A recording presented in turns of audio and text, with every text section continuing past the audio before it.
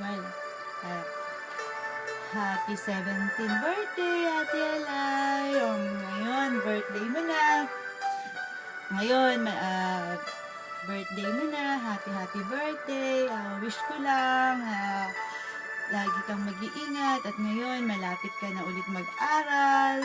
Sana, wish ko lang anak, makatapos ka lang kahit 2 years at alam ko naman ngayon sa second chance,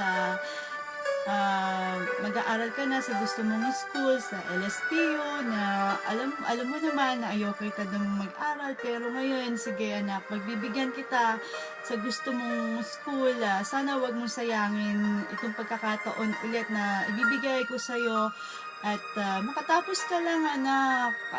Yun lang hiling ko, makatapos ka lang at mag-aral mabuti at maging mabait na bata at alam ko Ate Alay, sorry sa lahat ng nagawa ko sa'yo. Alam ko hindi ako naging mabuting ina sa inyo, pero babawi ako anak. Maraming salamat sa lahat sa matutulong na ginagawa mo sa akin at ganun din sa alam ko mahirap ang responsibilidad mo ngayon dahil sa murang edad mo, ikaw ang inatasan ko, ikaw ang bilang magulang, mag-budget ng kung ano lang yung at alam ko mahirap sa inyo ng kapatid mo kasi dati naging maluwag ako sa pera na ngayon na medyo naghigpit na ako at control na ang pera.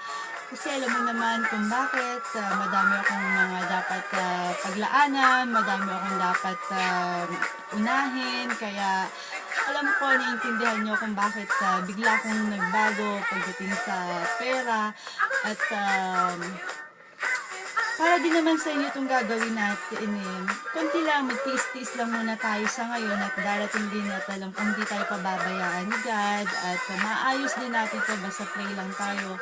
At maraming salamat po kay Pastor Bay, Pastor Al, Pastor Norman, sa mga brother and sister ko. Maraming salamat po sa patuloy at walang sawa ninyong pag-pray sa akin at medyo may linaw na po at humingi po ko na pagpatuloy niyo pa rin po ako sa panalangin at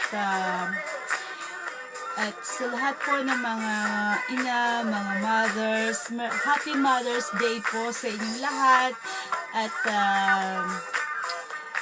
anak, happy birthday and God bless you all. Bye.